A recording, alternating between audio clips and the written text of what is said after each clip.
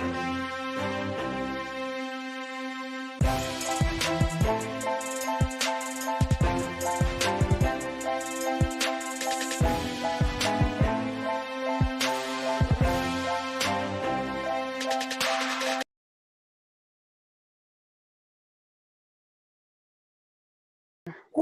boy. Oh God. I don't know what my only crime was being happy. That's all I did. I hate you. Holy shit, Danny.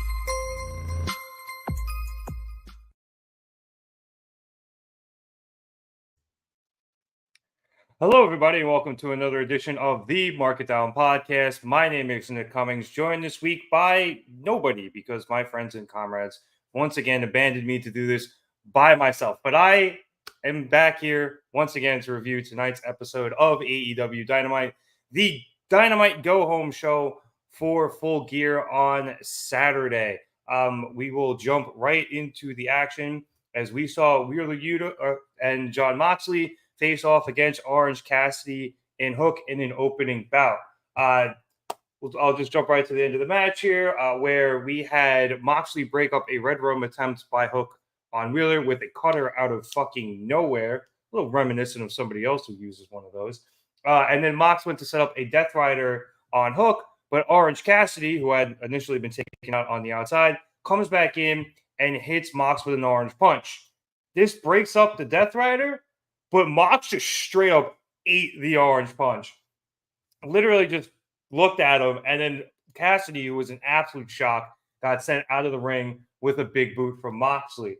Hook then comes to and attempts to get a Red Rum in on Mox. However, Moxley's able to bring him over near the ropes, where Hook gets hit by Wheeler Yuta, and then Mox hits Hook with a Death Rider, and Wheeler, who was the legal man this entire time, comes back over and uses a seatbelt to get the pin on Hook for the W. After the match, Moxley grabbed the mic and says that Orange Cassidy ain't nothing and has never been nothing, and that he's going to put the world back on its axis when he gets back his international championship. I knew I was going to do that. International championship, and there's nothing Cassidy can do about it. This match was fine.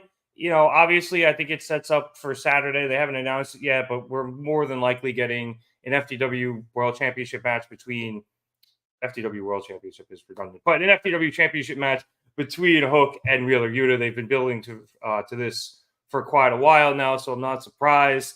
Mox and Cassidy is going to be a good match on Saturday, but honestly, like, this didn't do a whole lot for me. It was fine. Maybe it was the crowd, and I will just stay off the top now.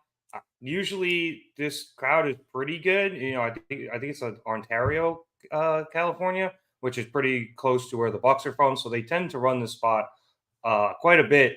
And this time, they really didn't get up for too much. It wasn't my favorite crowd. I checked Reddit before; they were hating on the crowd in general. So maybe that was part of it, but it just seemed to lack the energy. And it could also be one of those things where it's come up a little bit, you know, in the past few weeks with me. They're probably just trying to save something for Saturday and didn't want to pull out all the stops here. So not a bad opening match, but not a great one hosting. I would like to jump into the chat really quick. Kevin, thank you. I appreciate it. John Blattner, you're good to see you. And James, just, you know, try to keep it in your pants while you're watching. Let's now jump to the next segment, which, in my opinion, was segment of the night, which was a face-to-face between Hangman Adam Page and Swerve Strickland in the ring. Tony Schiavone said at the beginning of it that if either man attacks the other, that both men would be suspended for the rest of 2023, and that the match on Saturday would obviously then be called off. So both men come down to the ring, and Schiavone starts by trying to ask Swerve what possessed him to break into Hangman's house. But before Schiavone can finish asking the question, Swerve takes the microphone from Tony. And before Swerve can answer the question or answer him at all or say what he's got to say, Hangman takes the mic from him. He answers the question for Swerve, saying that Swerve is a coward, a fraud, and a dumbass, which is why he got fired 2 years ago, which was a good shot. He also says that's why his wife left him and his children won't speak to him. And hey, Swerve is the one who wanted to make it personal, so Hangman, turnabout is fair play. Hangman also says that Swerve is a dumbass because he hasn't noticed that Prince Nana is just using him, making money off of Swerve's back while he dances, does this dance and sells the T-shirts. And then Nana goes to the parking lot and uses that money to buy weed off a high school kid. He then also looks at Nana and says he's going to kick his ass and steal his weave. To which Nana actually goes nuts, and he was great at selling that. Hangman then calls Swerve a child and saying, much like the kids he used to teach, he's going to teach Swerve a lesson that he should have never come into Hangman's house and that he will be spending an eternity in Swerve's house at the bottom of hell. Swerve will be spending that eternity, just to be specific. Hangman then spikes the mic and seems to go to leave, but before he does, he comes back and picks it up, and then he says, while the stipulation was that Swerve and I can't fight, they ain't say nothing about Prince Nana, and he immediately attacks Nana, double legs and takes him down and just starts raining in haymakers. Swerve just stands there because he can't do anything unless he gets suspended. And eventually, the security that was placed around the ring realizes they should probably intervene, and they hop in and pull Hangman off, allowing Swerve and Nana to escape up the ramp. However, the security got their asses handed to them as Hangman, who was obviously quite frustrated, takes all of them out and eventually hits one of them with a buckshot lariat. Now, like I said, this segment was amazing. I thought it was a very interesting dynamic that Swerve didn't speak in this. I guess, he's said a lot with his actions of late, and it was nice to finally hear Hangman say what he had to say to Swerve and get, the only word in, which was cool. I really liked the humor injected into it, even though it wasn't meant to be funny. What Hangman said about Nana was great. And like I said, Nana sold it perfectly. And the physical violence between them was a good twist at the end as well. The crowd actually woke up for this one. And I mean, it was only the second segment, so hopefully they were at least somewhat awake. But I'm really looking forward to this Texas death match on Saturday, especially following this segment. Swerve seems genuinely rattled for the first time, I feel like, in a while. I think that shot about his wife and kids was very, very obviously personal, but it was unexpected, I think, for Swerve. And it was really, and I think it really touched a nerve for him. So good stuff from Hangman. Good stuff from Swerve. He didn't say anything, but I thought he sold everything perfectly. I guess the wife and kids line, Swerve wanted to go at him, and Nana held him back. So I thought everybody played their parts perfectly here. Even the security, even though they look like dumbasses for a second, it is what it is. Hello to Danny in the chat. I'm glad you guys were able to at least get in the chat and try to help me out here, even if you couldn't get on the actual pod itself, which is cool. It happens. It's almost a holiday season, and people are busy. After this, we went backstage to an interview with Roderick Strong and the Kingdom.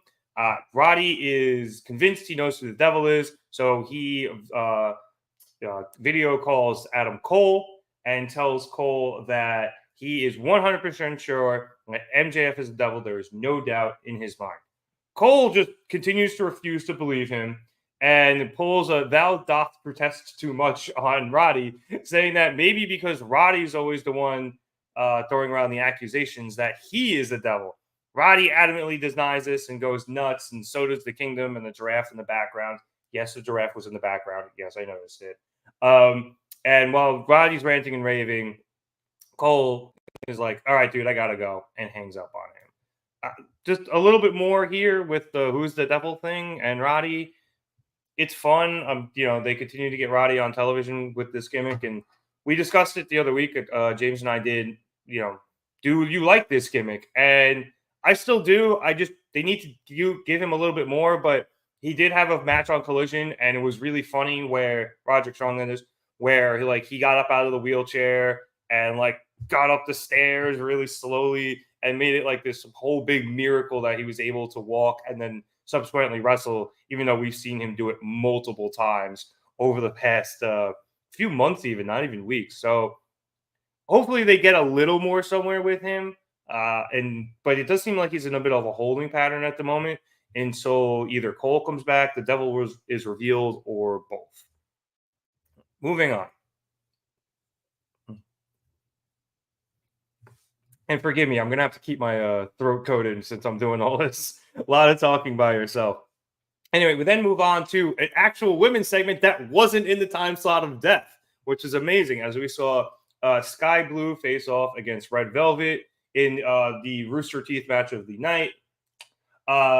Anyway, the winner of this match got to enter the triple threat match for the TBS Championship at Full Gear. Obviously, Chris Statlander is the champion. She was in it, and Julia Hart had already qualified.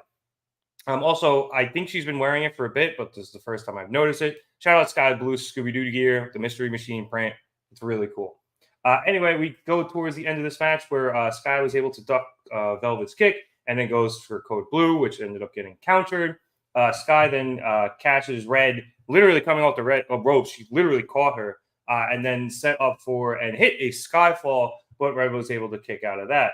After a bit more back and forth, we then have Red hitting a power bomb coming off the ropes, and the Sky Blue was able to kick out of that.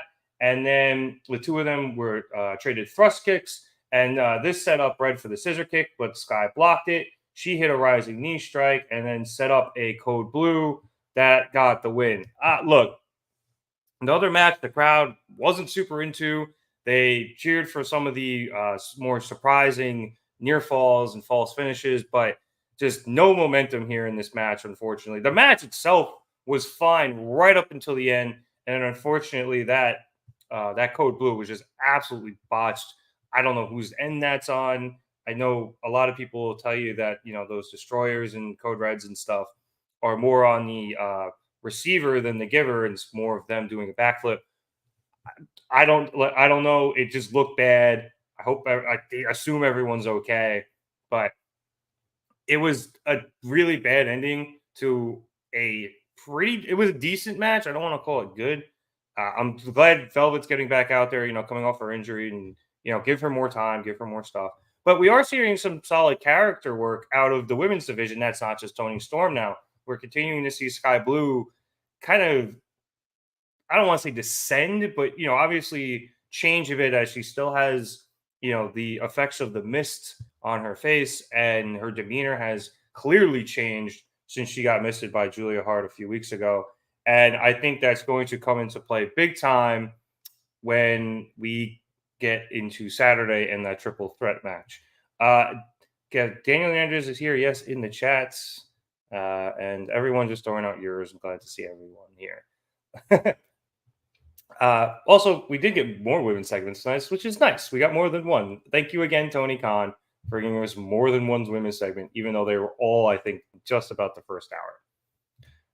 We then got a quick video package from Miro. A lot of what he's been doing has been on Collision, but they gave us a bit of a recap as his wife, obviously CJ Perry, has now joined the company, and Miro just refuses to let her manage him.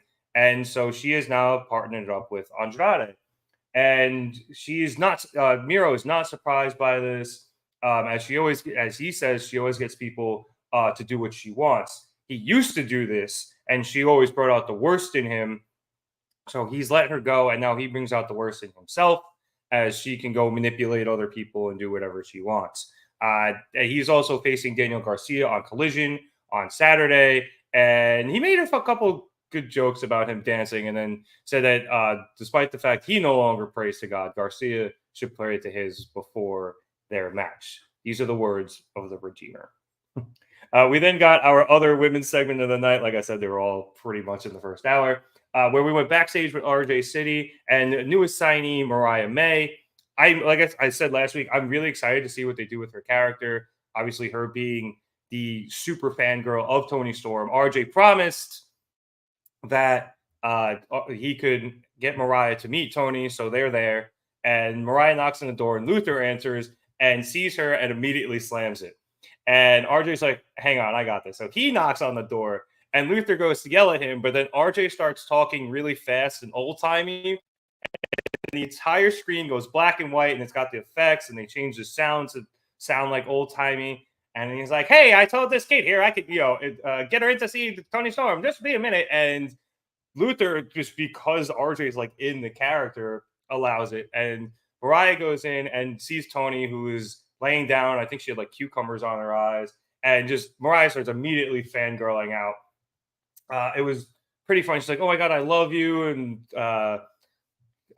Tony was like, "I don't know any actresses on set today." And Mariah's like, "No, I'm a wrestler. Just came from Stardom. I'm brand new, and I followed you here." And Tony's like, "Okay, cool."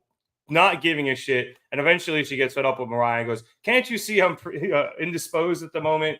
And sends Mariah off, and she leaves rather sheepishly. And then she tells Luther to get on the horn to the producer, Tony, and get her a tune-up match for, I think it was Friday or Saturday. It was for Friday.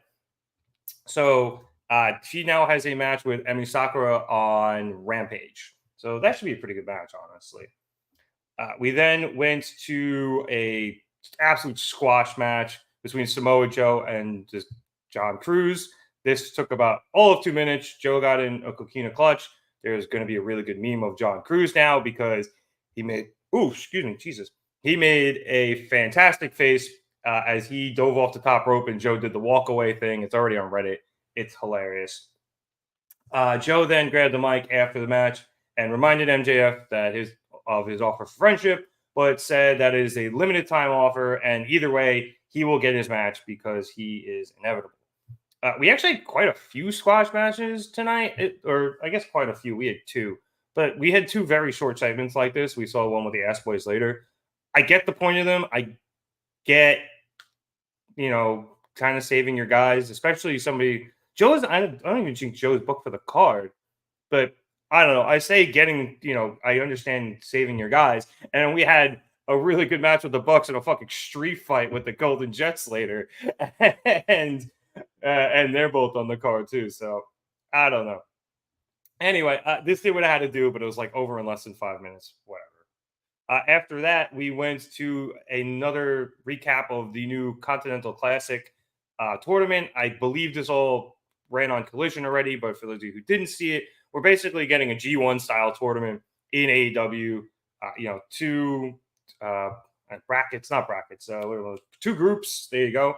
Group A, Group B, or whatever they're going to call them. Round robin between the groups, and then the winners will face off at World's End. And the first entry will be Bryan Danielson, despite the fact he is coming off multiple surgeries. But he seems like he's always wanted to do the G1, and this is probably the safer way to do it, at least hopefully. So he seems excited that he's going to be able to do it. He seems pretty hyped, and it is what it is. After this, we had the Young Bucks in their hometown against Penta, El Zero Miedo, and Commander. Shout out to the person we got 3 Cielo Miedos, or excuse me, 7 during the match tonight. Shout out to the person on Reddit who found those. Some really cool spots in this match. Obviously, good lucha things with when all these guys get together.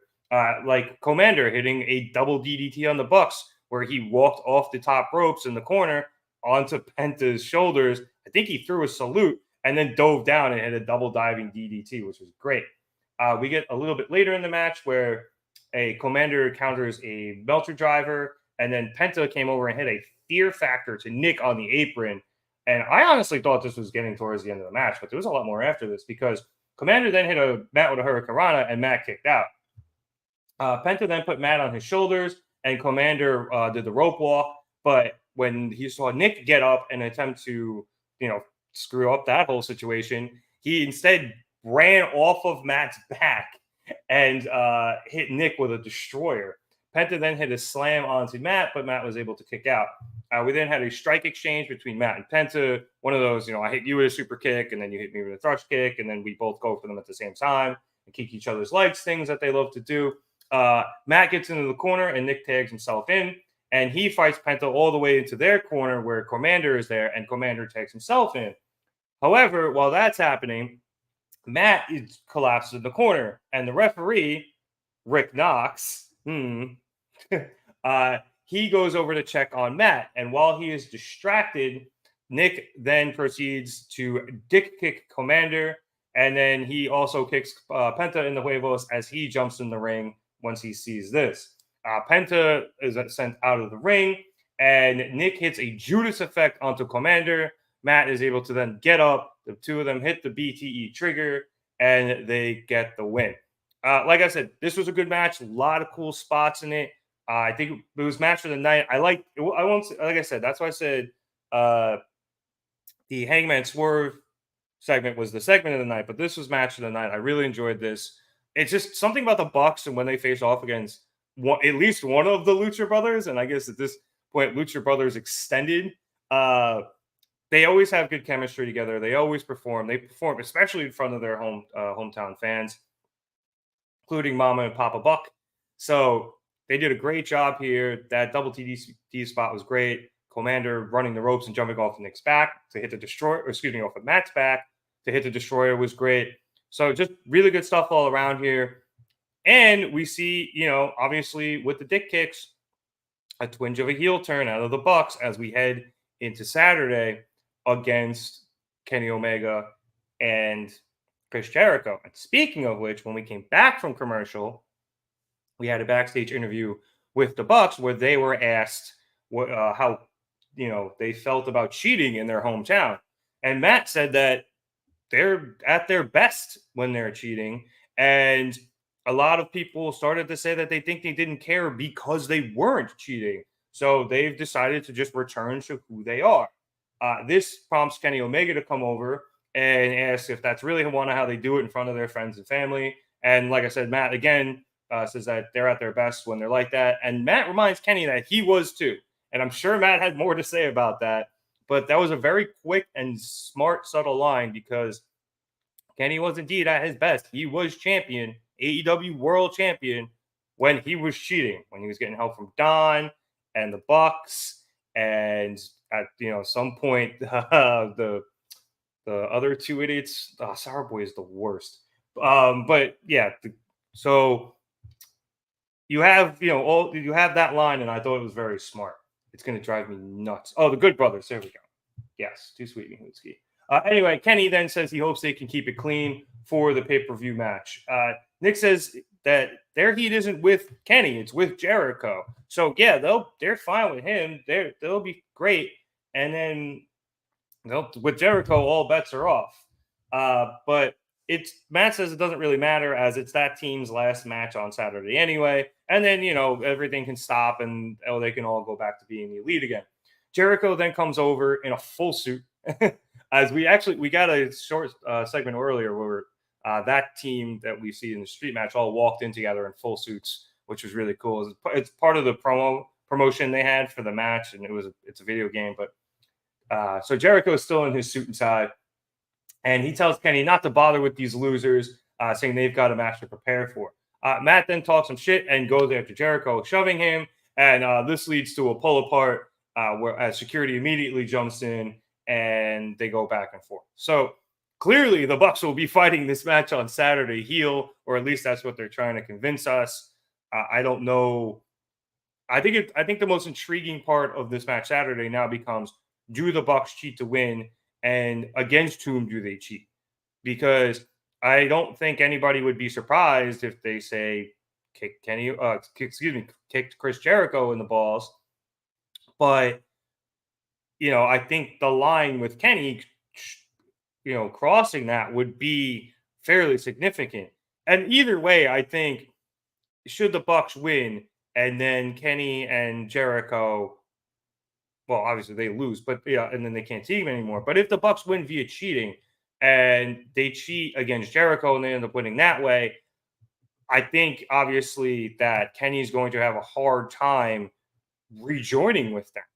And then if they cheat against Kenny, obviously I think all bets are off, and that I don't want to say the Elite's going to be dead, but they might end up going their separate ways for a little while. Not to mention that the Golden Jets would have the Bucks tag team opportunity anytime, anywhere. So it does create a very interesting dynamic for that match on Saturday. I'm very much looking forward to it.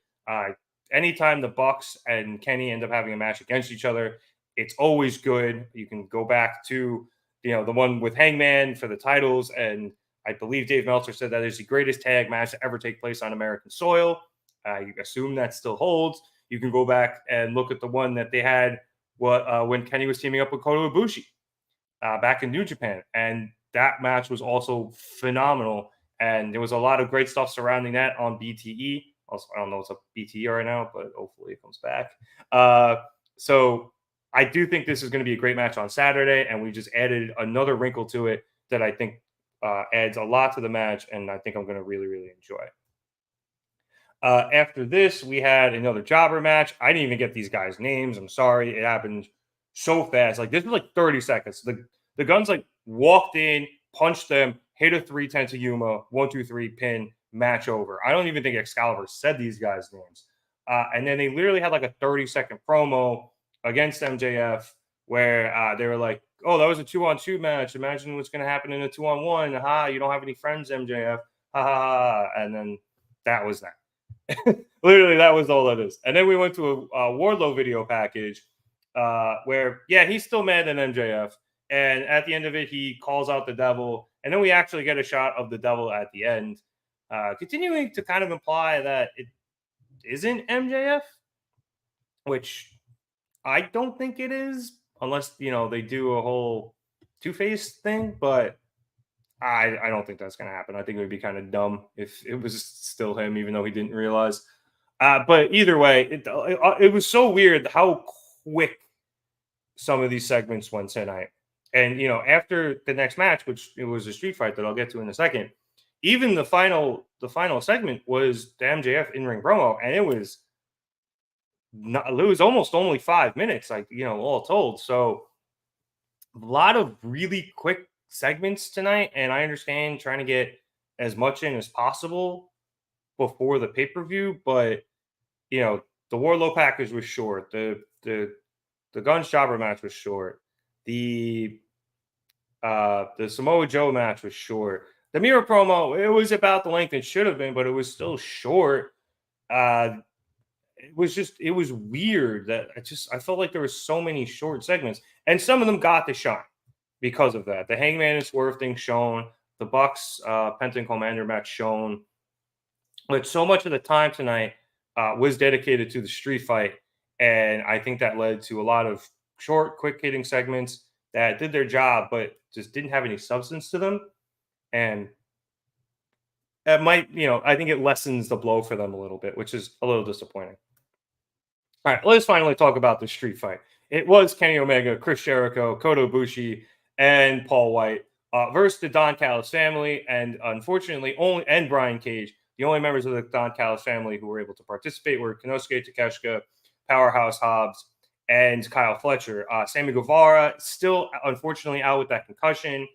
Obviously, we hope he gets better soon. So they wrote into it that Brian Cage was on loan from the Mogul Embassy, and Don worked a deal out with them. And even Taz, I forget if it was Taz or Excalibur, made a very good point, saying Don did a good job bringing in Brian Cage, given his past chemistry and his past tag team with Powerhouse Hobbs back when they were in Team Taz, which was brought up by quite a bit by Taz himself. But I thought it was a very good way to work in a last-minute replacement, very smartly done by Tony Khan. But let's get into the match itself. I will also mention, actually, before the match itself, we do see White and Jericho wearing those suits for the promotion the entire time. I am not giving this game free promo. Pay me. You want promotion? Pay me. But either way, they wore suits. It was fine.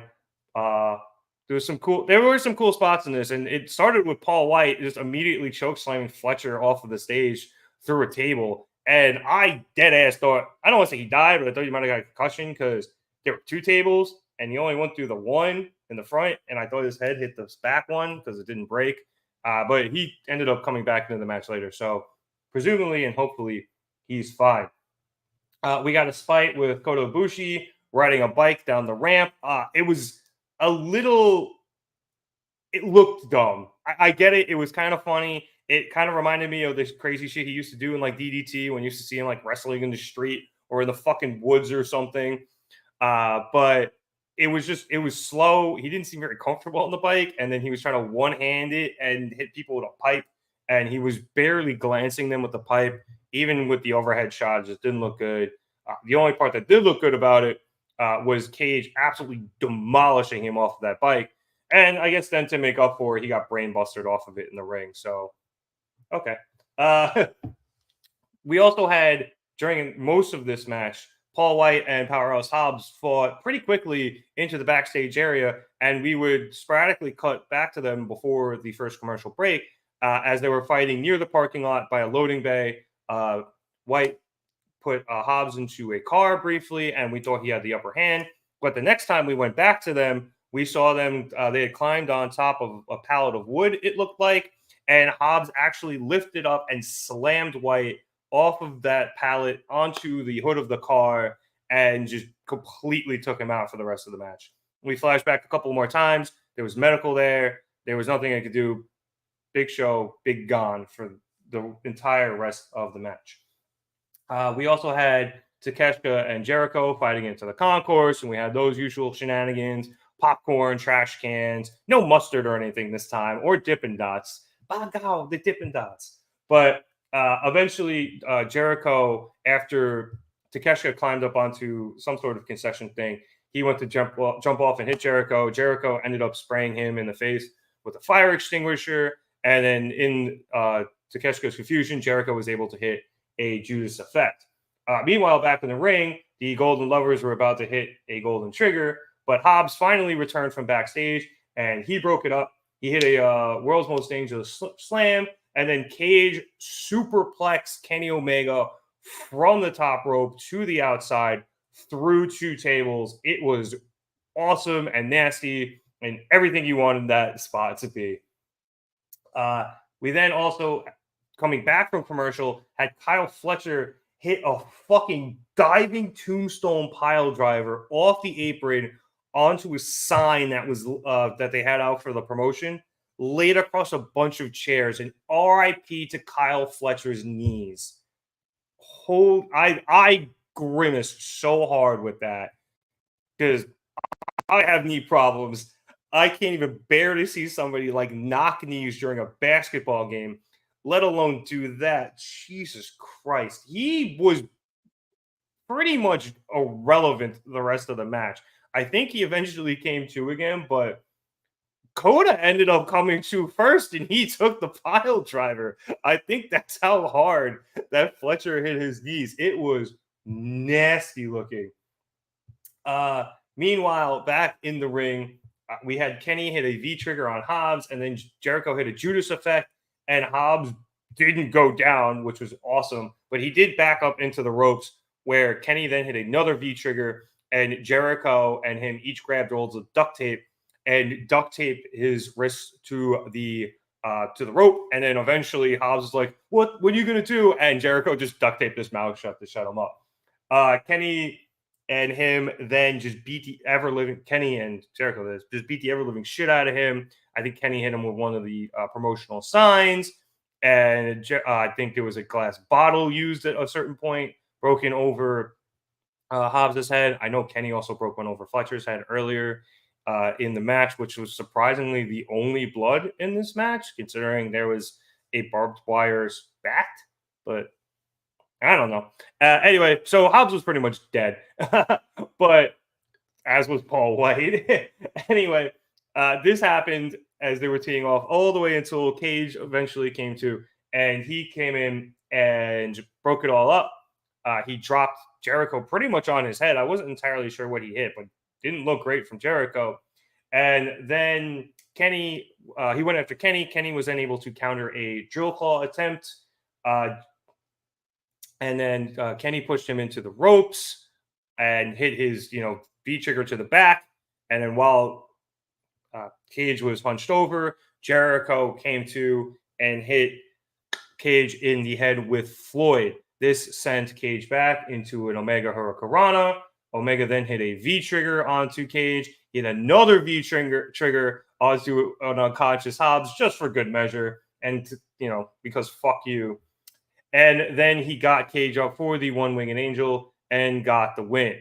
Hilariously, after the match, Coda came in with a fucking shovel and was ready to murder somebody. And then they're like, no, it's fine. It's over. The match is over. And Coda's like, 3? And they're like, yeah, 3. And he was like, oh, okay, cool. Look, these matches are always chaotic. There was some stuff I didn't like. I didn't love the bike spot, even though it was kind of funny from Ibushi. It was a little sloppy, but again, that's to be expected with these type of matches, especially when you got two 50-year-olds running around into it. But for the most part, it was fine. It wasn't a level of violence perhaps we've come to expect from street matches in AEW, but I do think that's partially Mox's fault because he always goes super hard when he does any of these types of matches. But it was good. I have no complaints. We get to see, Kenny and Jericho finally take out the Don Callis family. Is this once and for all? I don't know, but I don't see how much further you can go from here with this storyline. I mean, where else do you go? Do you do blood and guts again? I don't think you should. That seems pretty dumb. The Elite seem on the verge of breaking up again. I have a sneeze coming. It's driving me nuts. I'm going to try to hold it back.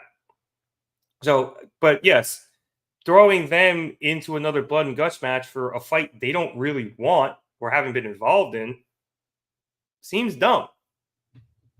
And then I don't know what else Jericho does. Obviously, there's something left with Sammy, perhaps, but Sammy obviously is taking a little bit longer to recover than I think any of us would want or expected to. So that's got to be put on the back burner. I don't think you can go anywhere else from here, unfortunately. The Don Callis family handed Jericho and Omega, like, it feels like at least 5 L's apiece. For them to finally get this win, get their revenge, take out Hobbs and everything. Now, I guess the only thing you could say is the guy who got pinned wasn't a member of the Don Callis family. It was Brian Cage. He was a hired gun. Yeah, maybe. Maybe, at some point, Will Ospreay comes over and he's still in the Don Callis family. And Mark Davis, the other half of Aussie Open, comes back and it expands. I don't know. But I feel like for now, just let this go. It's been going forever. It literally converged 2 different storylines that probably shouldn't have been converged in the first place.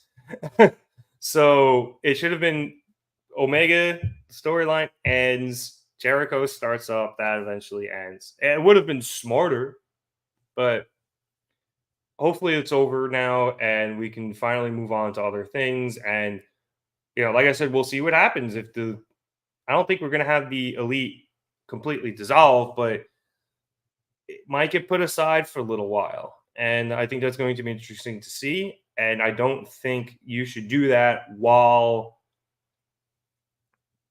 Kenny is continually trying to defeat Don Callis until the end of time. Now, if that does happen and Kenny and Jericho win, and that's why it happens, then at least you have that tag team running around for a while and they get a shot at the titles.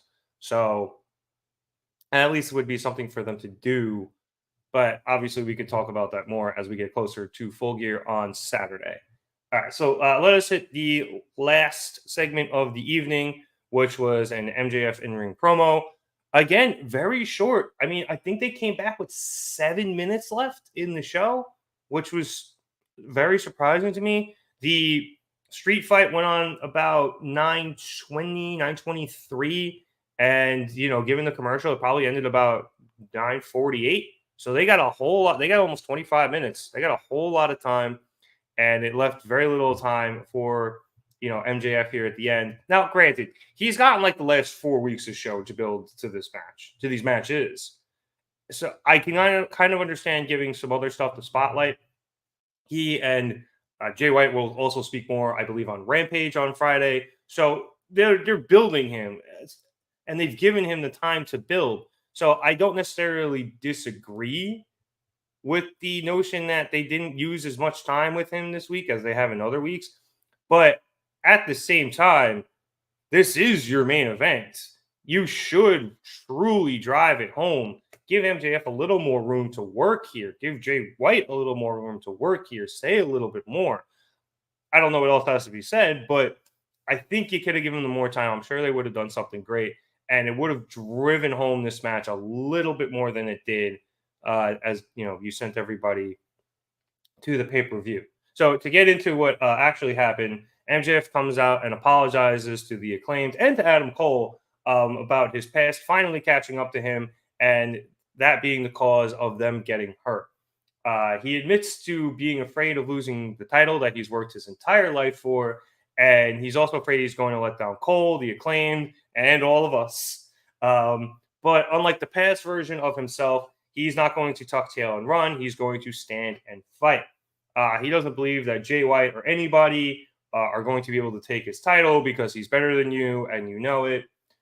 And then he also calls out the person who has stolen his devil mask, saying he will figure out who it is, and when he does, there will be hell to pay. We then have Switchblade Jay White come out onto the stage, and he tells MJF to stop pretending to be the hero because Max has said it himself. He is the devil, and he is the villain in this story. He will always be the villain. He doesn't care about the people, and he will eventually let them down because he doesn't give a shit about them. He's not our scumbag. White then says that MJF's days as the official AEW World Champion are numbered because obviously Jay still has the belt. But that is because he is better than Max. He's truly elite. And if Max isn't down with that, he's got 2 words for you. Get him. And as he says that, we have the rest of Bullet Club Gold, Juice Robinson and the Ass Boys, come out from the crowd and jump Max from behind. Max is able to hold his own for a moment, but he gets a little too into it after he gets everybody down and gets up on the ropes to play to the crowd. And when he gets off, he gets hit with a left hand of God by Juice Robinson, basically knocking him out. The Guns get him up, hit him with a 310 to Yuma, and then Jay White comes into the ring and picks basically Max's lifeless corpse up and hits him with a Blade Runner for good measure. The crew then poses over MJF, and we then see Samoa Joe watching from a monitor in the back as we fade to black. So, again, it was a good promo. I liked MJF's promo a lot. I really liked that he apologized at the beginning. I thought that was something new for him. He doesn't really say he's sorry a lot, but I thought it was cool. He apologized to the Acclaim and to Cole for his mistakes in the past, which I thought was a nice touch. And the rest of it was just kind of standard fare. It was just a little bit. It was again a little bit rushed, and maybe something went a little long, whether it be the Street Fight or something else, and they had to cut a little bit of time. But it was a 4-on-1 beatdown, 3-on-1 really, and then Jay joined in at the end. So Jay didn't say anything crazy that he hasn't already said. MJF, outside the apology, didn't say anything crazy he hasn't already said. I think the only decent point that was driven home here was by commentary, where they said that no one's coming out to help MJF. He has no friends left. And that is why he got a 4-on-1 beatdown, which makes sense, and I'm fine with that. Although I do kind of feel like we've seen it quite a few times now, even though recently he's been kind of rescued by the Acclaimed to an extent. But yeah, he has no friends. And I don't mind the beatdown being short because that makes sense because it was a 4-on-1.